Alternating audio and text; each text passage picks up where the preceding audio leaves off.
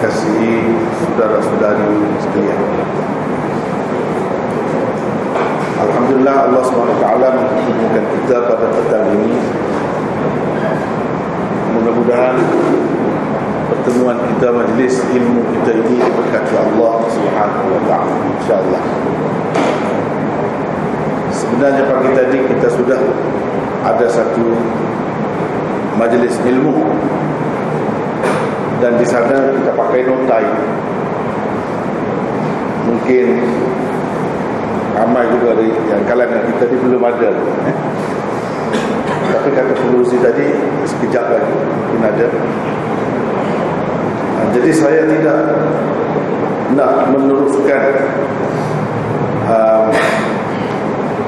makalah ini, cuma sekadar mukaddimah, pendahuluan kepada kitab yang dicadangkan untuk kita sama-sama pelajari, iaitu kitab Mishkatul Masabih, sebagai pendahuluan kepada pengajian kitab itu, yang mana pada kali ini tidak lagi kita nak mulakannya.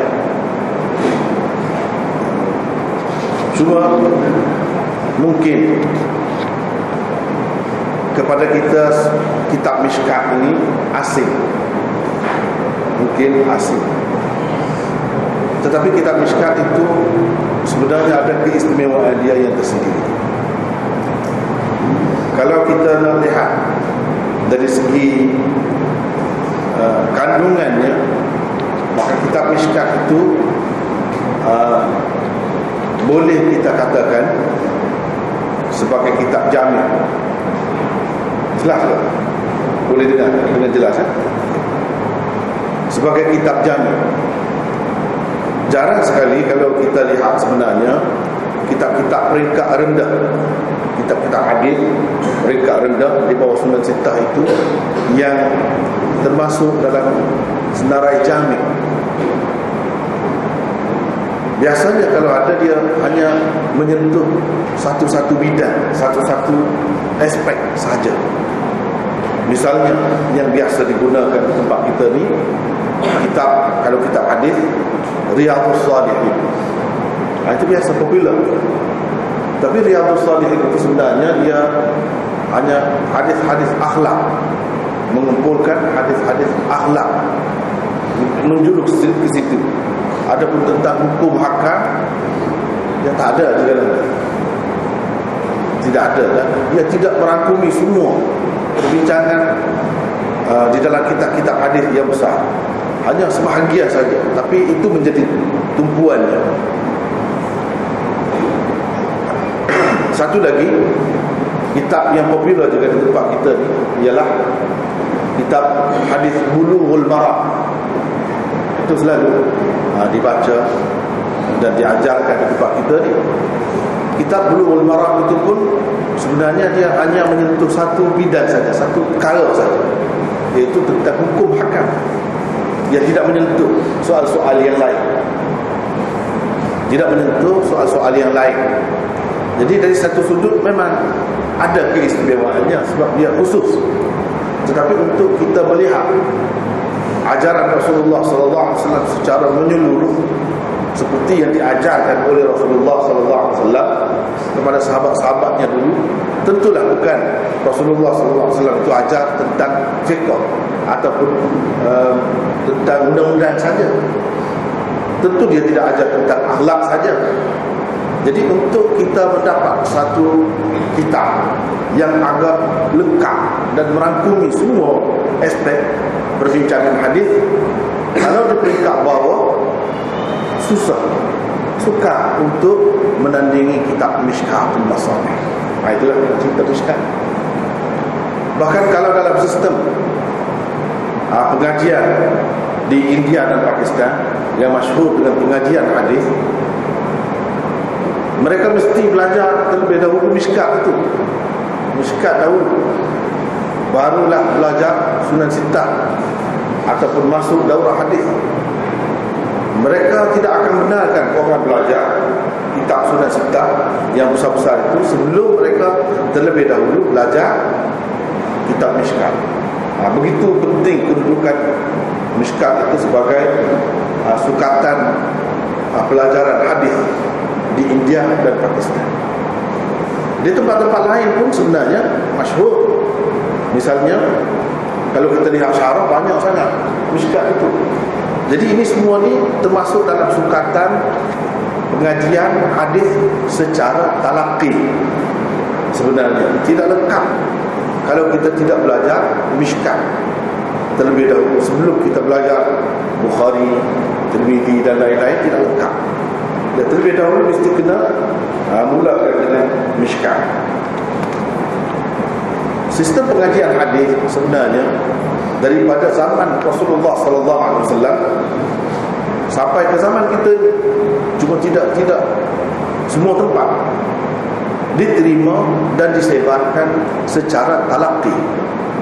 Jadi dengan menerima daripada guru, dengan mengaji kitab dari kulit ke kulit. Bukan orang kata tebuk sana, tebuk sini, bukan begitu. Bukan begitu. Dan sistem talaqi ada cara yang tersendiri. Cuma kalau ada risalah ini, saya nak sentuh sedikit di bahagian akhir, iaitu muka surat 24. Boleh sudah tengok di situ, muka surat 24, poin yang keempat, keperluan kembali kepada sistem talaqi dalam pengajian hadis. Kenapa kita perlu kembali kepada sistem itu? Sistem menerima daripada guru dengan bersanad dan dengan cukup syarat. Ini daripada dulu lagi. Cuma setelah sistem baru diperkenalkan, barulah ketika itu dia ada beza. Barulah sistem talaqi itu ditinggalkan. Dan dia termasuk dalam sistem universiti sekarang. Seperti bidang-bidang lain juga, dia hanya mengambil satu tajuk, satu topik yang tertentu untuk dibincangkan. Ada kebaikannya memang, tidak dinafikan, ada keistimewaannya, kelebihannya yang tersendiri.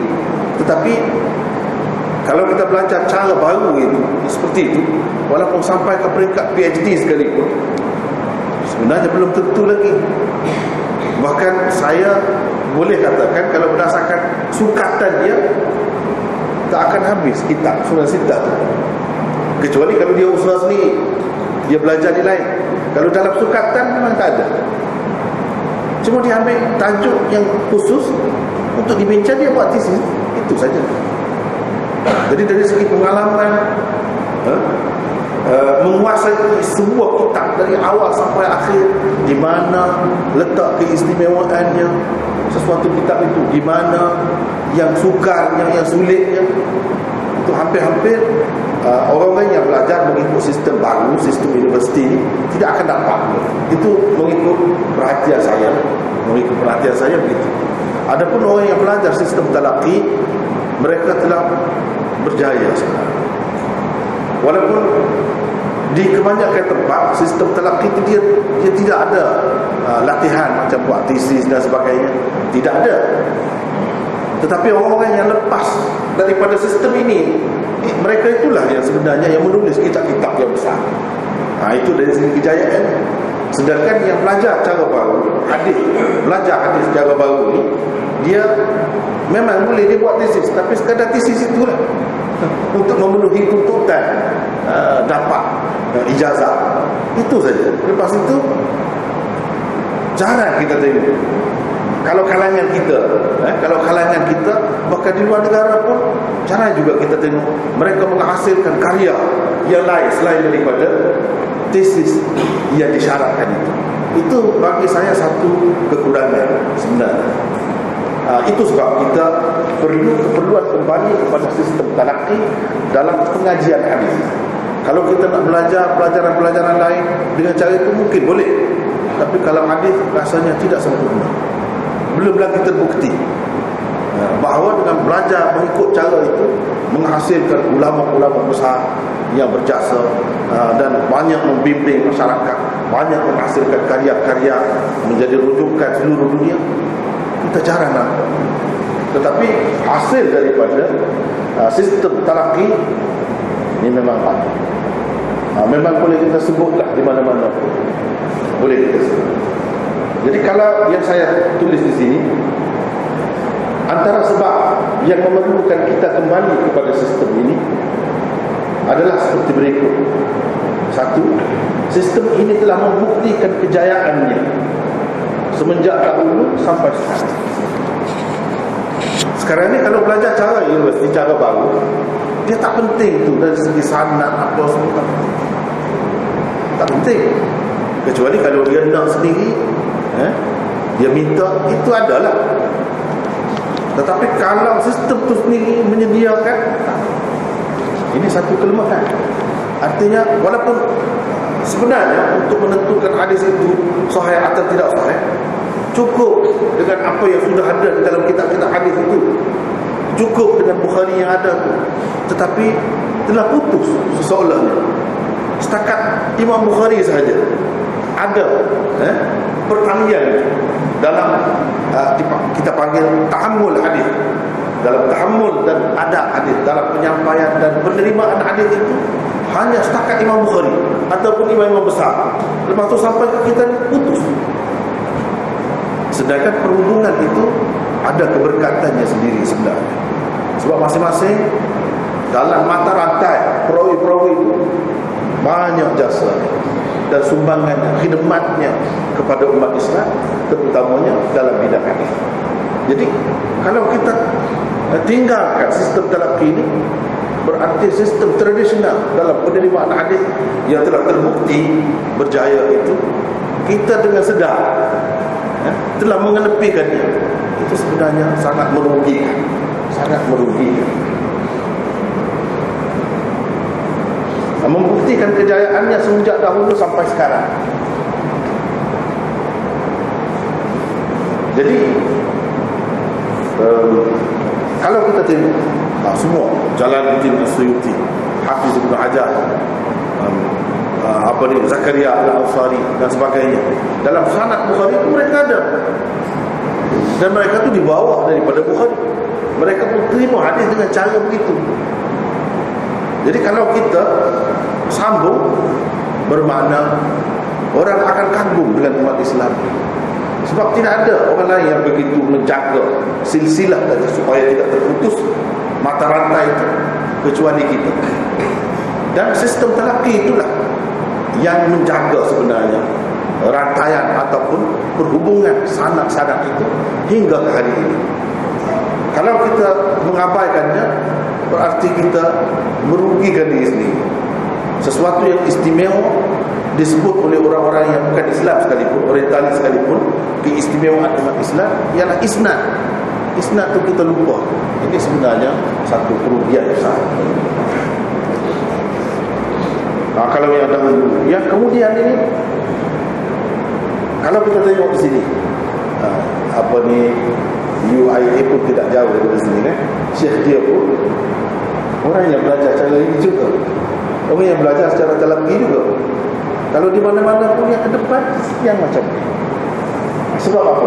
Selain daripada dia belajar kitab hadis itu dari awal sampai akhir, dia ada keberkatan.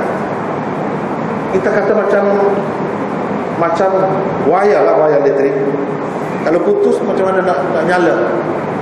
Tapi kalau sambung, dia tetap menyala. Dia tetap menyala. Dan dia ada kesan berbeza. Ada kesan berbeza.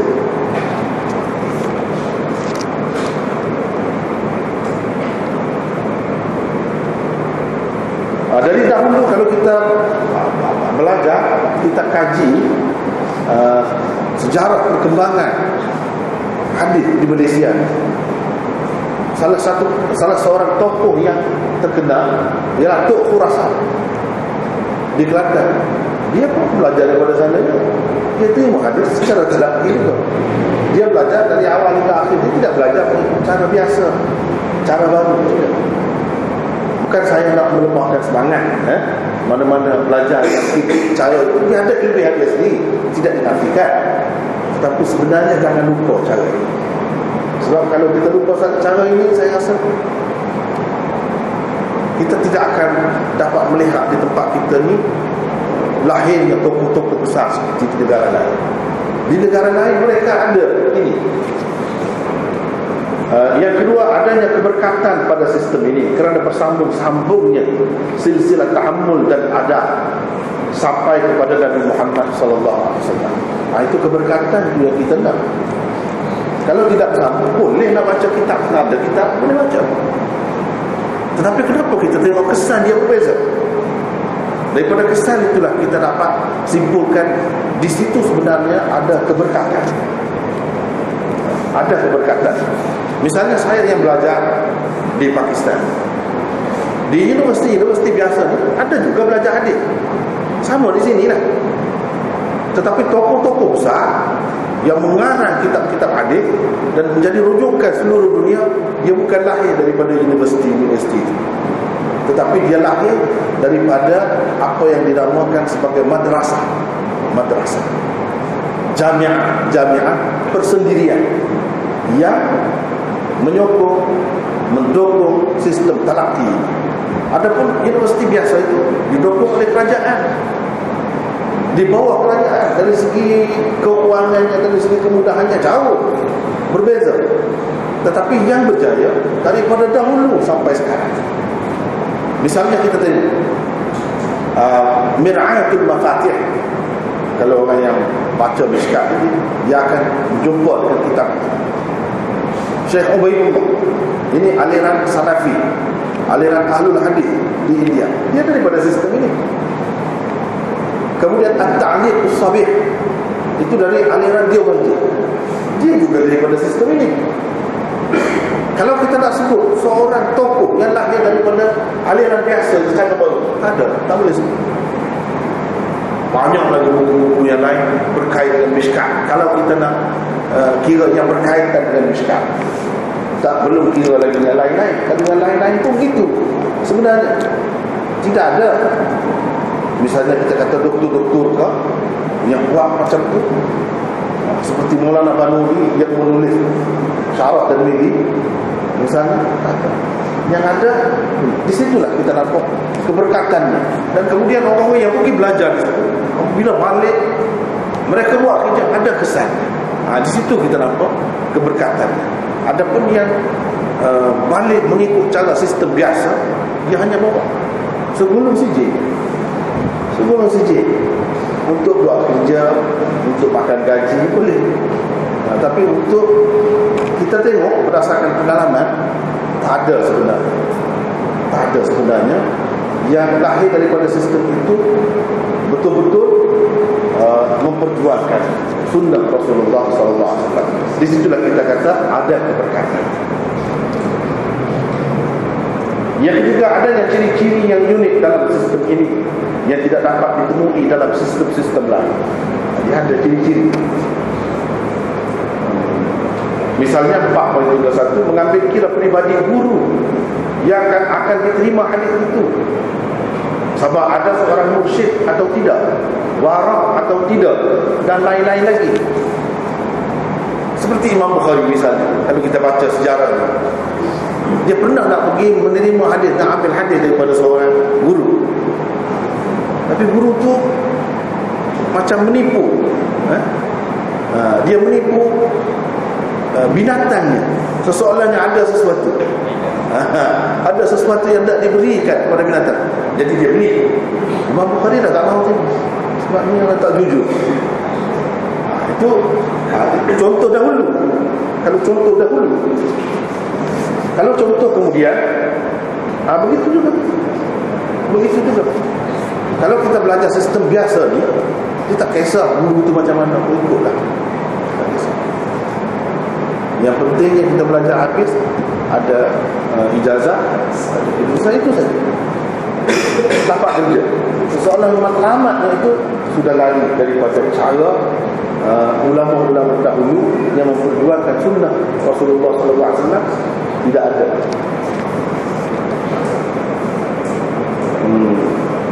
So, maksud kita waraq atau tidak di sini bukanlah seperti yang dipahami oleh orang-orang ramai, bukan begitu. Waraq artinya menjaga ulama. Kadang-kadang yang mengajar ulama itu semata-mata mengajar. Jadi dalam sistem talaqi semua itu diambil kira. Semua itu diambil juga. Yang kedua, adanya perhubungan pribadi di antara guru dengan murid, seperti kasih sayang, rasa tanggung jawab dalam menyampaikan amanah kepada murid-murid dan lain-lain. Ya, ada benda macam itu. Jadi sehingga kita yang belajar cara tu, kita nampak memang guru-guru tu kadang-kadang dia tak boleh mengajar, menangis. Dia semacam cita rasa dia dapat, semacam cita rasa dia dapat dalam pengajian, keseronokan, kelazatan itu, dan itu dilihat oleh murid-murid. Kehidupannya pun begitu. Jadi ini berbeza daripada sistem biasa. Yang ketiga, persediaan murid dan guru dengan adab-adab tertentu yang tidak terdapat dalam sistem yang lain. Misalnya, kalau kita buka kitab Bukhari, dia dulu lagi aja hadis innamal a'malu binniyah. Apa maksudnya?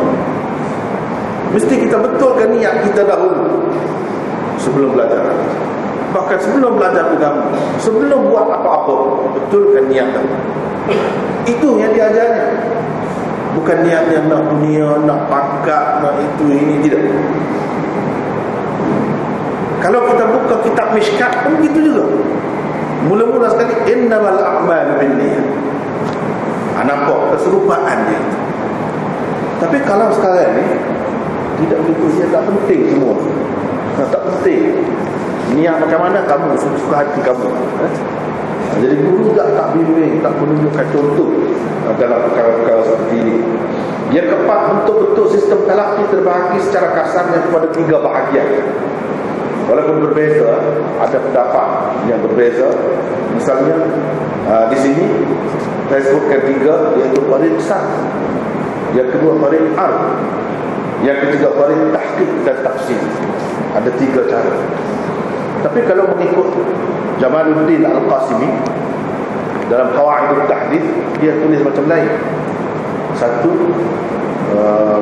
iaitu tariqus sar, yang kedua tariqul hal wal bahth, dan yang ketiga tariqul im'an. Itu perbezaan istilah saja. Dari segi hakikat yang lebih kurang sama. Tariqus sar, pengajian hadis secara talaqi tidak semestinya secara terperinci, berjela-jela dan dengan detail sekali. Tak mesti begitu. Bahkan kadang-kadang orang yang belajar itu, yang menerima itu, dia lebih alim lagi daripada yang dia terima, daripada guru. Seperti dalam sejarah Syah Waliullah misalnya, dia ambil daripada gurunya Syekh Abu Tahir Al-Qubbi. Guru dia kata sebenarnya dia ambil sanad saja daripada saya, tapi banyak pelajaran yang ada dalam hadis itu saya kena belajar dari dia. Artinya mereka hanya ambil berkat. Dan sebab dia orang dahulu, dia ambil daripada orang yang lebih atas daripada dia. Kita tak sempat dengan orang itu saja. Dari segi ilmu tak perlu. Dalam keadaan ini dia baca punya laju kan? Sebab saya yang belajar di sana dalam masa setahun yang ambil Bukhari. Sebab dia pakai tarik sar, kaidah sar. Itu dia baca cepat. Murid baca, guru dengar saja. Tak ada nak bincang-bincang. Sebab yang masuk belajar itu sudah mesti syarat dia sudah cukup alat-alat. Dia akan dapat baca sendiri. Cuma dia bimbing saja. Kalau di sini nanti dulu. Dia bagi kupasan sedikit saja. Dia penting-penting, tempat-tempat yang penting-penting. Yang lain-lain dia akan mengatakan kamu baca kitab ini, kitab ini, kitab ini. Itu tarik besar. Tetapi untuk kita umum ni tidak sesuai begitu. Tidak sesuai begitu. Sebab apa? Ialah apa benda yang kita nak dapatnya kalau kita belajar itu, baca saja. Mesti kita nak dapat pengajaran. Tapi kepada orang yang peringkat itu, orang yang alim dalam sistem talaqi itu, dia tidak perlu kepada huraian. Yang dia perlu hanya dengar daripada guru, seperti mana sahabat dengar daripada Rasul. Tabi'in dengar daripada sahabat, seperti dia dengar daripada Rasul. Itu saja. Bersambung-sambung. untuk mendalaminya kamu sendiri. Kita boleh lepas itu kalau orang tu alim, boleh pakai tarik sat ini. Yang kedua, ini lebih detail sikit. Kalau mengikut istilah Al-Qasimi, iaitu tariqul hal wal bahth. Ini mana-mana tempat-tempat yang perlu ada perincian, dan ada kajian perbahasan sedikit, tapi tidak banyak. Tidak melangak, tak tahu punca, tak tahu ekor, tidak begitu. Ini untuk ringkas sederhana sesuai. Tariqul tahqiq dan tafsir, ini untuk lebih mendalam tentang hadis. Perlu. Saya fikir cara yang seperti ini sesuai untuk kita. Walaupun ramai di antara kita ni memang tidak belajar hadis dan tidak cukup persediaannya, tetapi mereka orang-orang yang cerdik sebenarnya. Dalam bidang yang lain dia lebih memang tinggi. Orang yang seperti ini kalau kita dedahkan hadis, rahsia-rahsia hadis, maksud hadis yang sebenar, dia akan faham. Dan dia akan rasa cinta perlunya kita kepada hadis itu. Jadi bagi saya, tariq tahqiq dan tafsir itu sesuai. Sebab kalau kita tidak tahqiq dan tafsir, masyarakat tak akan dapat apa kalau mengikut dua cara tadi. Tak akan dapat apa. Tak tahu apa pun maksud hadis, maksud sunnah Rasulullah sallallahu alaihi wasallam.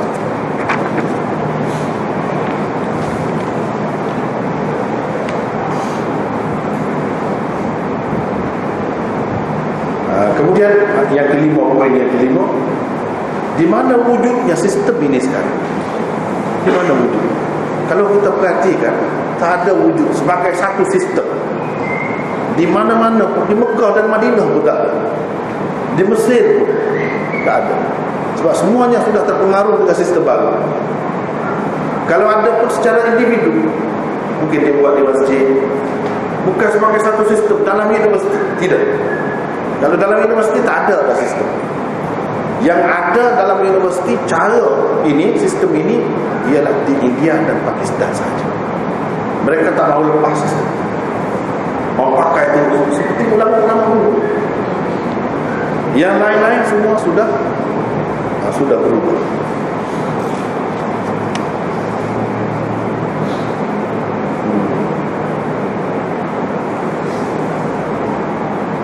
Kalau di India dan Pakistan, dia ada beberapa aliran sebenarnya, banyak aliran, tetapi yang mewakili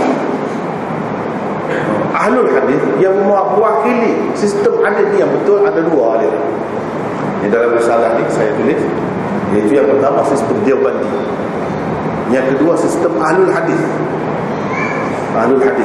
Ini kedua-dua ni sebenarnya dari segi silsilah sanadnya sampai kepada Syah Waliullah,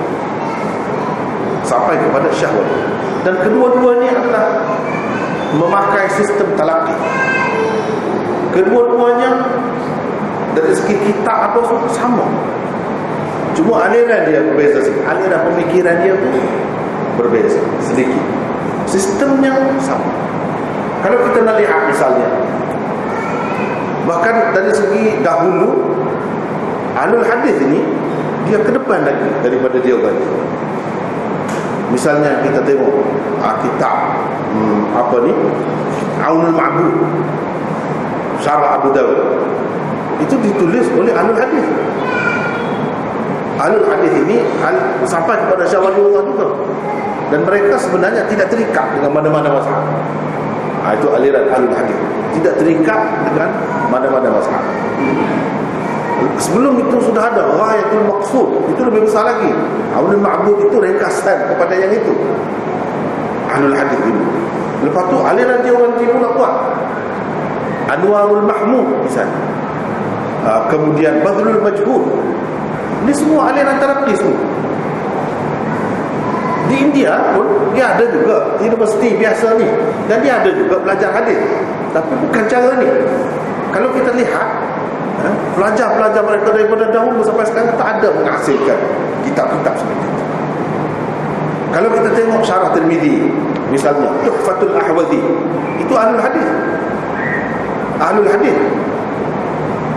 Dia pun daripada sistem dia juga. Kita tengok pula aliran Deobandi, dia ada Ma'arifus Sunan.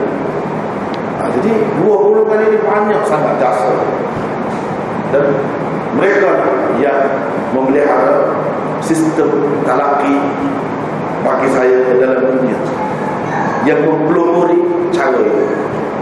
Kalau kita tak dapat hasil seperti yang mereka telah dapat, mesti kita kena kembali kepada sistem ini.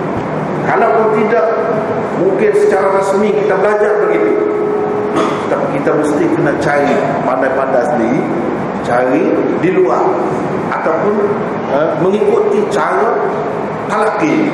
Kalau tidak, kita tidak akan dapat seperti mereka. Itu benda penting sistem ini.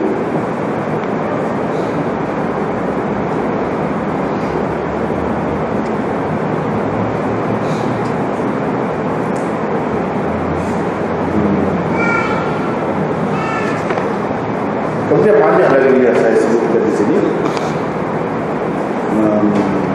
Makalah ni tak ada, kita akan semua kita kan. Tak apalah, bila dapat nanti baca. Jadi ilmu hadis di India dan di Pakistan ini yang diterima secara talaqi, dia bukan terus maju gitu, tidak. Macam kita juga. Kalau kita kata dulu di tempat kita ni susah nak cari tempat hafal Quran, sekarang ni tidak begitu. Sekarang ni mana-mana pun ada. Bahkan pada penilaian saya, hasil dia dari segi menghafal Quran, dari segi bacaannya, sebutannya, lebih baik kita daripada setengah-setengah negeri, daripada India dan Pakistan. Lebih baik kita dari segi bacaannya, dari segi itu lebih baik. Padahal dia dahulu ratus tahun dah sudah ada sistem hafal Quran. Begitu juga hadis ini di peringkat dahulu di India dan Pakistan paling tinggi, walaupun dia belajar secara talaqi dan pada masa itu paling tinggi Mishkat. Dia belum belajar lagi pada ketika itu Sunan Sittah, tak belajar. Yang mula-mula mempelopori secara bersungguh-sungguh dan berjaya ialah Shah Waliullah dan anak cucunya. Itu yang mula-mula berjaya dalam sejarah perkembangan ilmu hadis di India. Shah Waliullah yang berjaya. Selepas dia lah baru ada apa yang dinamakan daurah hadis. Tapi daurah hadis dia pun berbeza daripada daurah hadis yang terdapat di pusat pengajian talaqi di India, Darul Ulum Deoband, ataupun di pusat pengajian aliran ahli hadis misalnya Jami'ah Salafiyah di Banaras. Itu berbeza.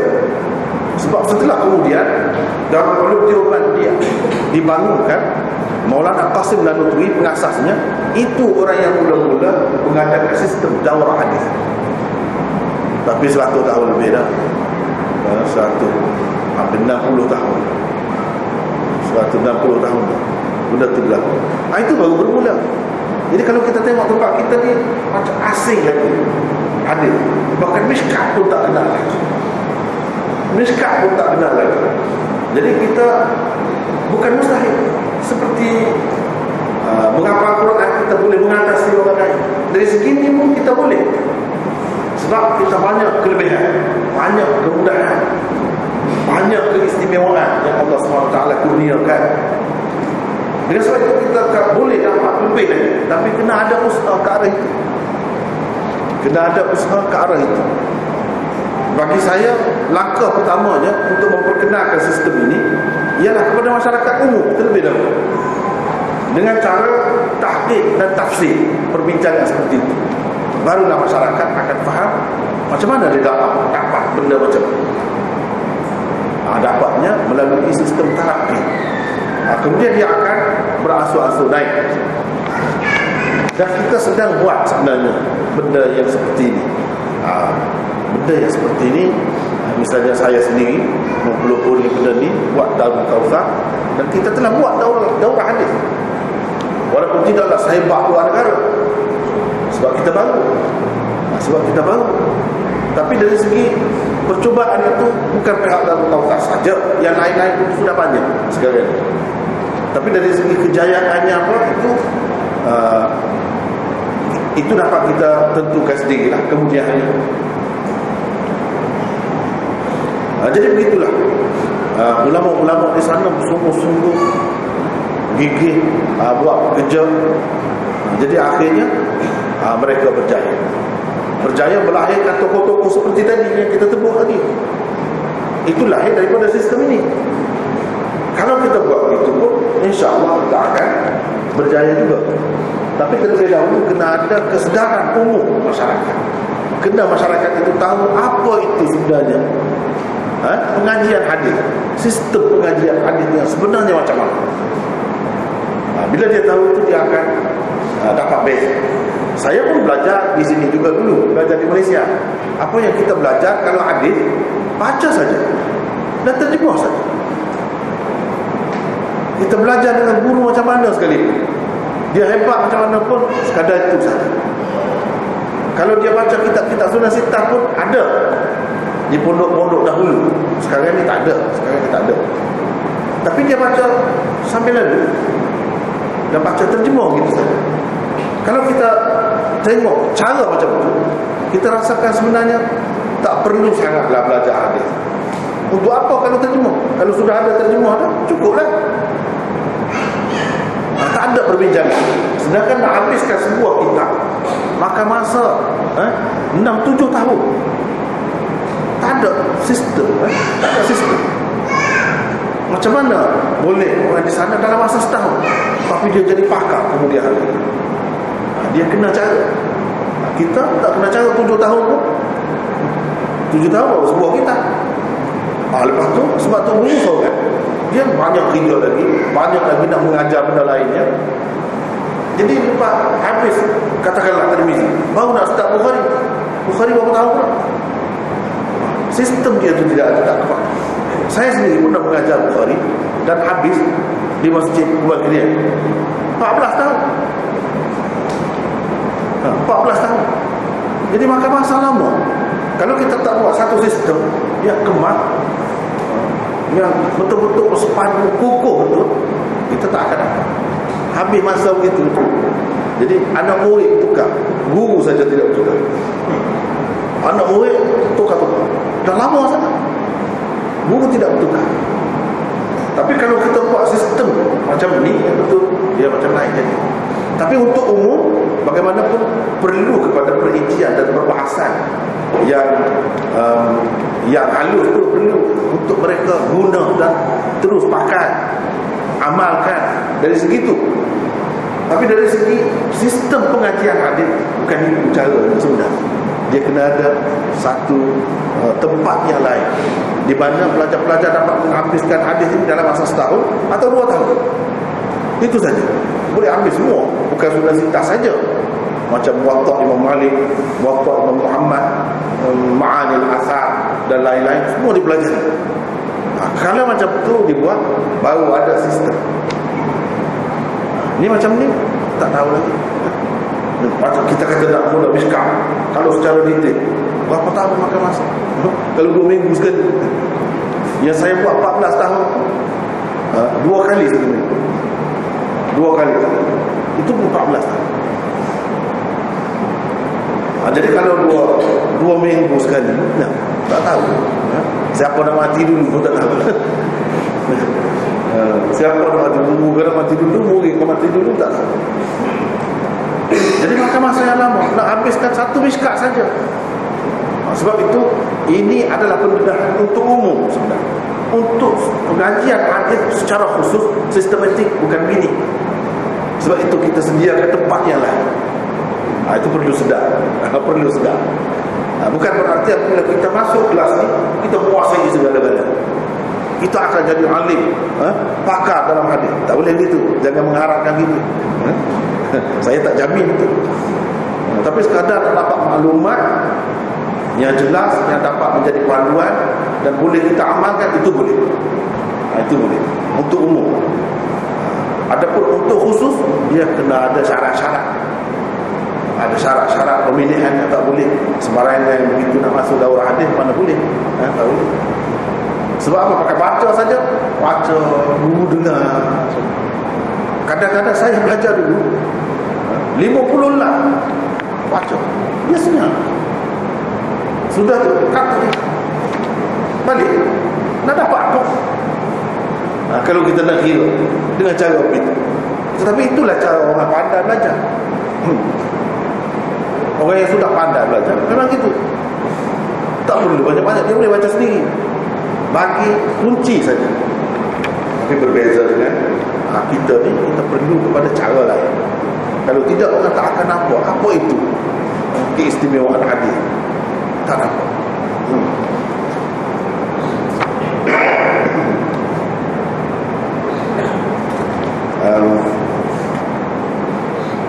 Sebelum ini dalam risalah ini juga, dalam makalah ini juga, saya telah kemukakan berapa banyak kepentingan kenapa kita perlu kembali kepada pengajian hadis. Kenapa? Banyak. Sebab dia menyentuh segenap kehidupan. Tapi tidak perlu dilihat. Saudara sekalian boleh tengok sendirilah kemudian. Yang keenam, yang terakhir, yang keenam ni saya sebutkan di sini. Sebenarnya menghidupkan sistem ini adalah tanggungjawab kita semua, kita bersama, dan sepatutnya menjadi matlamat. Itu sebenarnya yang saya nak. Tapi ini salah satu langkah dia. Mungkin kalau kita tidak dapat, sebenarnya kita tahu, kita fikir untuk anak kita, untuk cucu kita. Kalau kita tak sempat, sebab kita tahu ini bagus. Itu target saya. Bukan maksudnya mari sini macam-macam latar belakang, tak sama. Saya pun tak tahu ini setakat mana ini sudah mahir atau belum, tak tahu. Jadi kita bagi secara umum. Rasanya kita mishkat itu sesuai. Mari sesuai. Kenapa? Sebab-sebabnya yang pertama, ahlul hadis lah golongan yang dimaksudkan oleh Rasulullah di dalam hadis-hadis ini. Soalnya hadis-hadis Rasulullah sebut sebagai golongan yang istimewa ahlul hadis. Jadi sebab itu kita perlu sekurang-kurangnya mengikuti sistem. Yang kedua, sebagai orang-orang yang tetap berada di atas kebenaran dari umatnya sampai hari kiamat. Itu disebutkan oleh Rasulullah sallallahu alaihi wasallam dan lain-lain. Yang kedua, mereka lah golongan yang sentiasa menjadi rujukan umat Islam dan diperakui oleh tokoh-tokoh Islam sebagai rujukan yang muktamad dalam semua bidang agama, termasuk tafsir, fiqh dan lain-lain. Sebenarnya bidang agama ni kalau kita belajar apa pun, dia tak boleh lari daripada hadis. Dia tak boleh lari daripada hadis. Kalau kita fiqh, dia pergi kepada hadis. Kalau tafsir bil ma'thur, tak lepas juga daripada hadis. Bidang mana sekali. Jadi dengan sebab itu perlu sangat pengajian hadis ini dikemaskan. Lepas tu yang ketiga, kalau kita nak kata keperluan kepada kaunselor sekarang, maka orang-orang yang belajar hadis sebenarnya yang paling sesuai. Sebab apa? Banyak perkara yang dia tahu daripada hadis Rasulullah sallallahu alaihi wasallam. Perkara ini saya sudah sebutkan sebelum ni. Apabila ada nanti baca sedikit. Baca sedikit.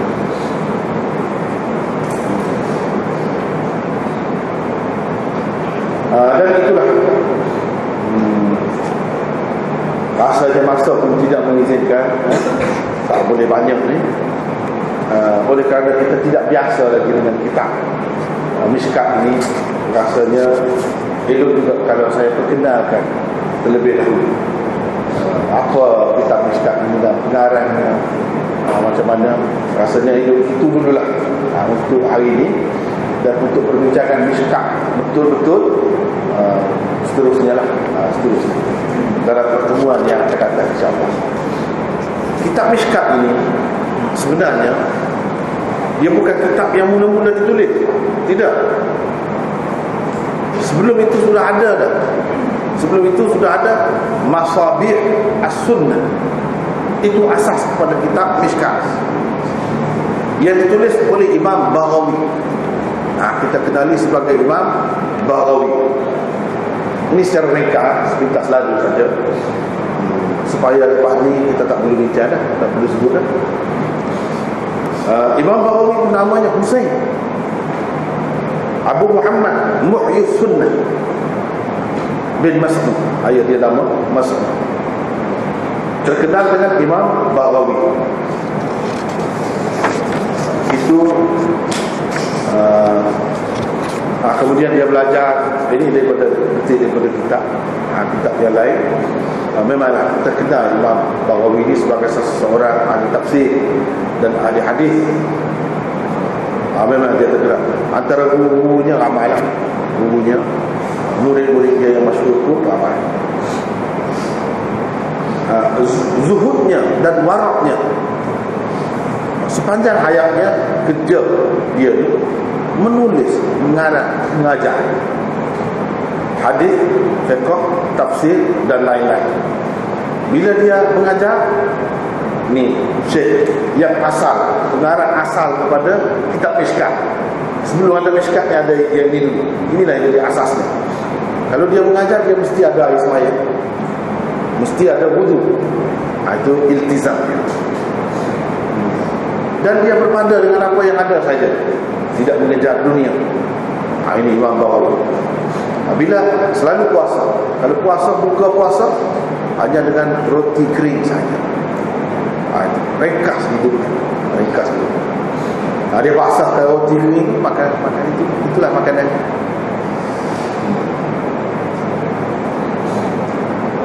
Bila orang tegur dia, ini terlalu itu sangat, dia boleh mengganggu kesihatan juga. Jadi dia paling tinggi, dia hanya sebagai lauknya hanya minyak zaitun saja. Roti dan minyak zaitun saja. Itu yang makanan. Hidupnya ringkas. Orang yang begini berjasa ni hidupnya ringkas.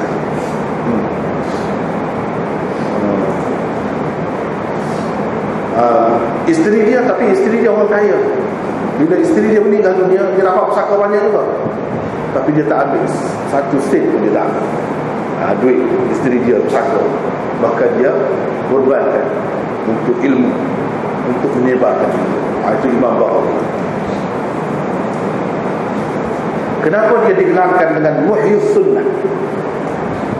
Muhyis Sunnah atau penghidup sunnah. Kerana bila dia siap mengarang Masab Syarhus Sunnah, itu kitab dia juga, bukan Masabihus Sunnah, Syarhus Sunnah. Itu kitab Imam Baghawi juga. Dia bermimpi berjumpa dengan Rasulullah sallallahu alaihi wasallam. Rasulullah sallallahu alaihi wasallam kata kepada dia, kamu dengan menulis kitab ini, kamu telah menghidupkan sunnahku melalui hadis-hadis ini di kalangan umat. Nabi SAW kata begitu kepada dia. Semenjak hari itulah dia digelarkan dengan Muhyis Sunnah. Muhyis Sunnah. Kitab Syarhus Sunnah dia masyhur, besar kitab. Wafatnya pengarang ini, Imam Baghawi ini, pada bulan Syawal 516, dan dikebumikan dekat gurunya Qadhi Husain, dekat kubur, ketika berumur lebih 80 tahun umur dia. Dia meninggal dunia lebih 80 tahun.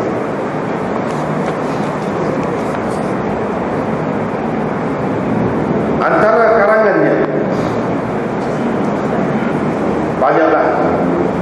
Antaranya ialah Masabihus Sunnah yang menjadi asas kepada Mishkat ini. Di dalamnya terkumpul hadis-hadis sahih sebanyak 4,484 hadis. Daripada Bukhari Muslim diambilnya 2,434, dan daripada hadis-hadis yang bertaraf hasan, hujahnya daripada Abu Dawud, Tirmidzi dan lain-lain, 2,050 hadis. 2,050 hadis. Itulah kitab Masabihus Sunnah. Tapi ada juga perbezaan pendapat dari segi bilangan hadis dia tu antara tokoh-tokoh sejarah.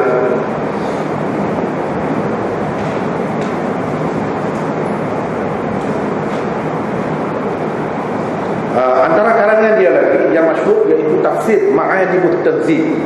Ini tafsir Baghawi, terkenal dengan tafsir Baghawi. Yang ketiga Syarhus Sunnah. Syarhus Sunnah yang kita sebut tadi. Yang keempat Fatawa Baghawi. Yang kelima Irsyadul Anwar fi Syama'ilin Nabiyil Mukhtar.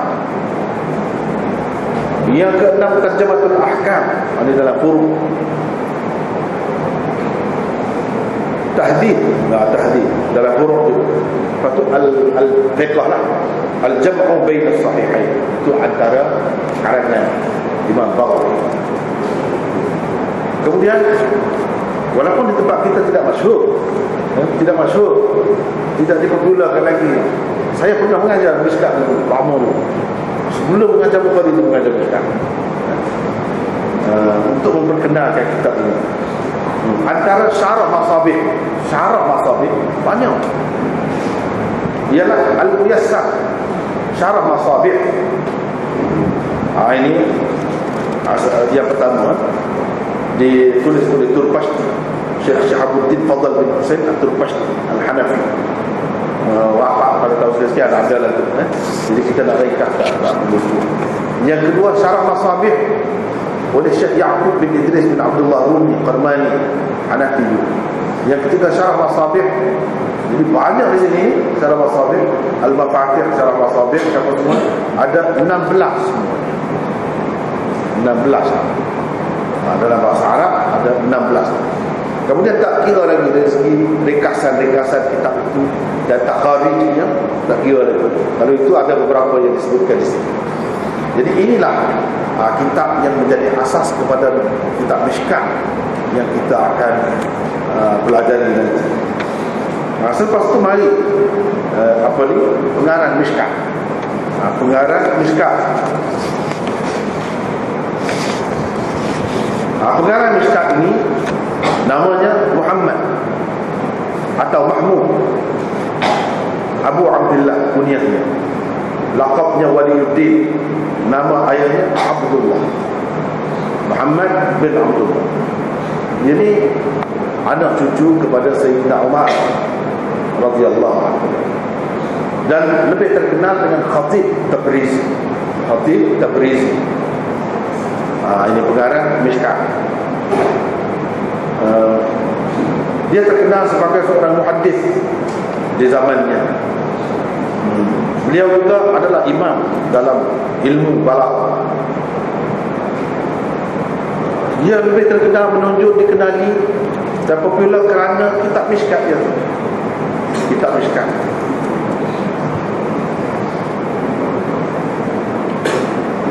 Jadi Mishkat itu Mishkatul Masabih. Masabih tadilah Masabih Sunnah kerana Imam Baghawi itu.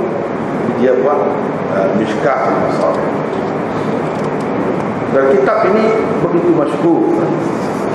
Seperti saya sudah sebutkan tadi, kalau di India dan di Pakistan tidak sah kalau seseorang itu tak belajar Mishkat, dan dia tidak akan dibenarkan masuk belajar daurah hadis kalau dia tidak belajar Mishkat terlebih dahulu. Sampai begitu sekali kitab Mishkat. Bahkan sebelum Syawaliullah, kitab Mishkat ini dianggap paling tinggi dalam hadis. Hanya diajarkan di kalangan mereka Mishkat dan Masyarikul Anwar. Kalau orang sudah sampai belajar di sini, mana dia mahir dah pada ketika itu. Tapi sekarang ni kitab Mishkat yang dulu dibawa sebagai persediaan untuk belajar lebih tinggi lagi hadis. Dan kitab Mishkat ini begitu penting dalam masyarakat hadis di India dan Pakistan, sehingga ada orang yang menghafal Mishkat. Hafal dari awal sampai akhir, dia semua hafal Quran. Antara yang masyhur yang sampai sekarang pun disebut-sebut ialah Baba Daud Mishkati. Baba Daud Mishkati sebab dia ingat Mishkat dalam kepala. Dari awal sampai akhir, semua orang yang ingat Quran, Quran itu dia ingat juga. Mishkat tu dia ingat. Sama dengan sanad ke semua dia ingat. Itu kelebihan dia. Jadi dari segi matan dan sanad dia hafal. Ini terkenal dengan Baba Daud Mishkat.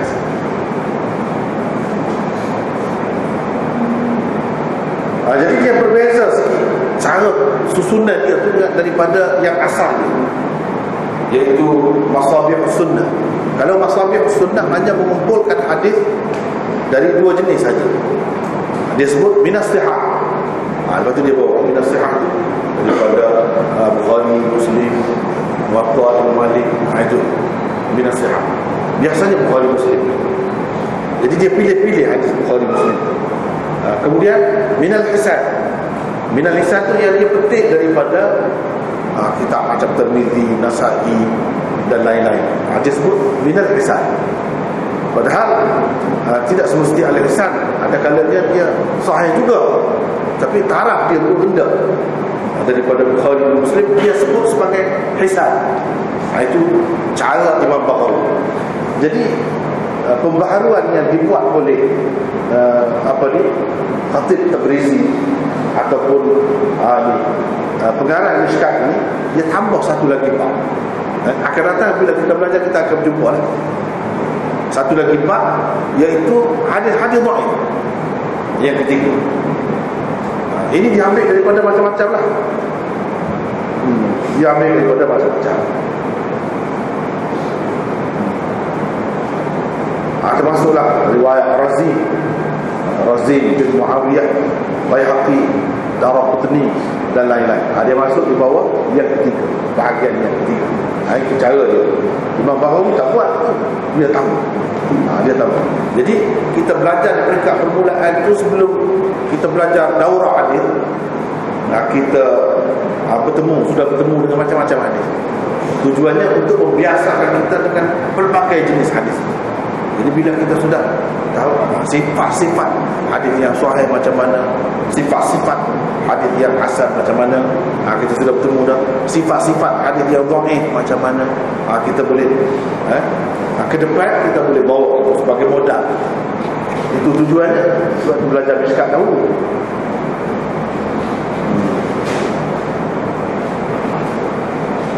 Kemudian dia tambah juga, selain daripada hadis-hadis itu, dia ambil juga aqwal sahabat.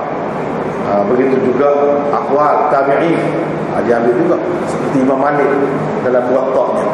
Jadi Imam Malik banyak guna cara begitu.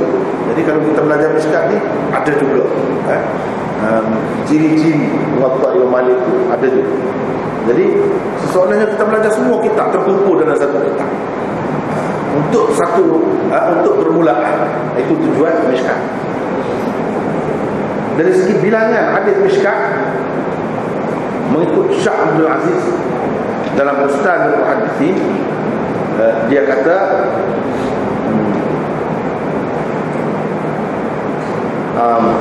selepas yang asal yang ditulis oleh Imam Bukhari, iaitu sebanyak 4,000, tadi kita sudah sebut dah, 484 hadis, dia tambah lagi 1,511. Ini termasuk dalam sihah yang sahih. Itu yang ditambah, iaitu sebanyak 1,511. Yang asalnya Imam Bukhari iaitu 4,484. Dia tambah 1,111. Jadi kesemua sekali kumpulan hadis yang terdapat dalam Mishkat itu ialah 5,995 hadis. 995 hadis.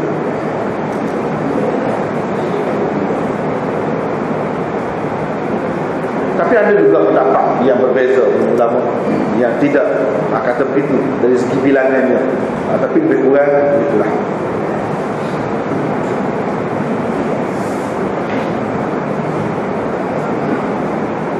Dalam Mishkat ada 29 bab, 29 kitab dia panggil.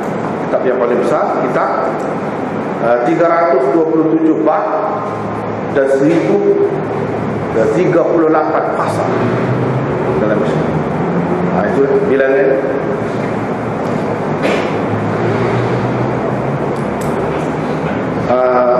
Pengarang Mishkat ini meninggal dunia, wafat pada tahun 730 337. Sedangkan Imam Baghawi tadi wafat pada tahun 516. Maknanya ada kedua abad tu kemudian baru ada.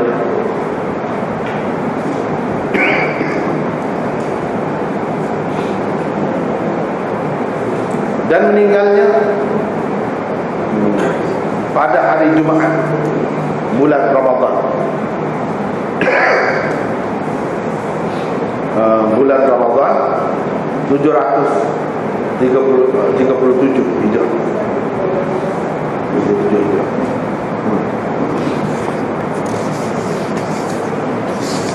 Kemudian Syarah Mishkat. Syarah Mishkat ni banyak Syarah Mishkat. Yang pertama Al-Kashif an Haqaiq Sunnah. Ini karangan At-Tibi. Tahun wafatnya tu yang ke-43 adalah sebut sini. Yang kedua Syarah Mishkat Abdul Hasan Ali bin Muhammad yang terkenal dengan Alamuddin As-Sakhawi. Yang ketiga Minhajul Mishkat. Banyak lagi disebut-sebut. Disebut sini banyak sampai 15, sebenarnya lebih lagi daripada itu. Lebih 20. Ini dia tak sebut yang baru-baru lagi, tak sebut. Lebih 20 Syarah Mishkat. Termasuklah yang takhrij hadis Mishkat Syekh Albani, takhrij juga. Di kalangan Arab, di kalangan masyarakat India dan Pakistan memang popular Mishkat. Tempat kita saja tak popular. Kalau itulah. Kalau dalam bahasa Urdu banyak Syarah Mishkat. Bukan dia sebab dia ke depan dalam masalah ni. Bukan dalam bahasa Arab saja tertulisnya, tapi dalam bahasa Urdu juga. Antaranya ialah Mazahir Haq. Itu 5 jilid tebal. 5 jilid tebal dikarang oleh Qutbuddin Khan. Kemudian banyak lagi yang lain-lain berkaitan dengan Mishkat yang tidak disebut di sini. Sebenarnya kita kalau baca lah sejarah-sejarah ni, kita memang terasa sangat, saya lah terasa sangat bahawa miskin sangat kita, ketinggalan sangat.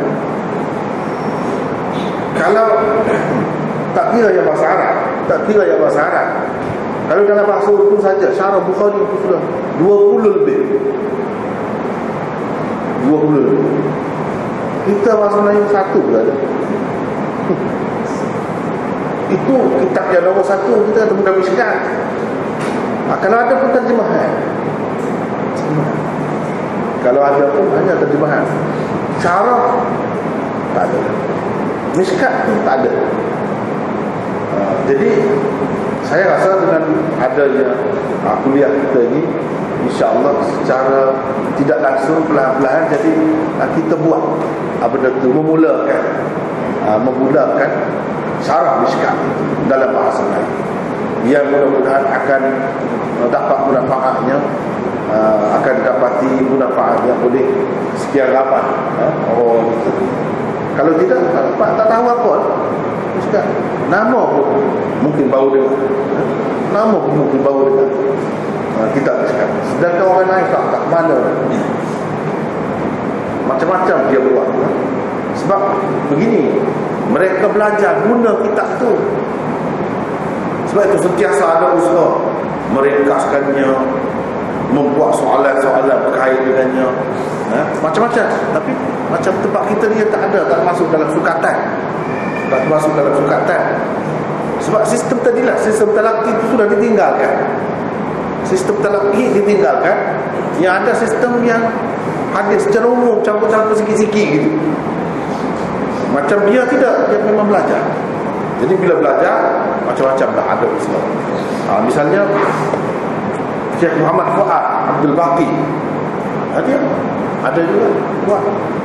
Banyak lagi yang lain-lain, semuanya berkait dengan Mishkat. Bahkan Hafiz Ibn Hajar juga ada syarah Mishkat. Dia buat syarah Mishkat. Syekh Abdul Haq lebih. Syekh Abdul Haq ni kalau pengembang ilmu hadis di India, dia lebih dulu lagi daripada Syekh Waliullah. Dan dia telah karang syarah Mishkat itu dua syarah Mishkat. Satunya dalam bahasa Arab namanya Lama'atut Tanqih.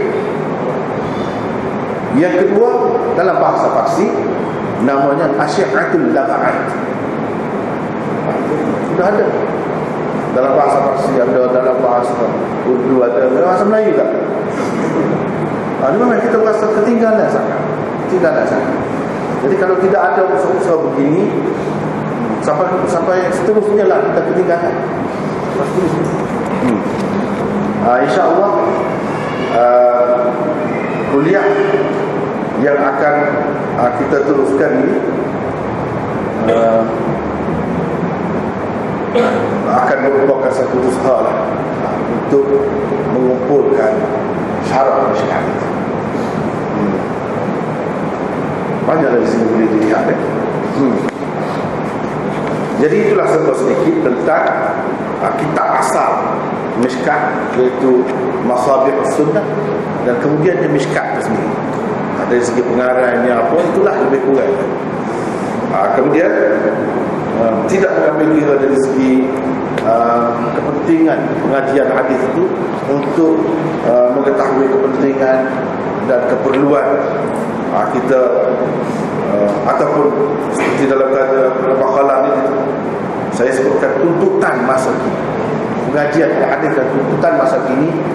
Rasanya hari ini mungkin saudara-saudara sekalian dapat risalah untuk mengetahui jam mana keperluan kita kepada ilmu hadis ini yang kita akan pelajari insya-Allah di tempat tadi Sahih Bukhari, dan di sini Mishkat insya-Allah. Dan kita akan teruskan. Jadi rasanya sekadar itu sebagai pengenalan dan mukaddimah kepada kitab Mishkat yang akan kita mulakan kemudian. Wallah.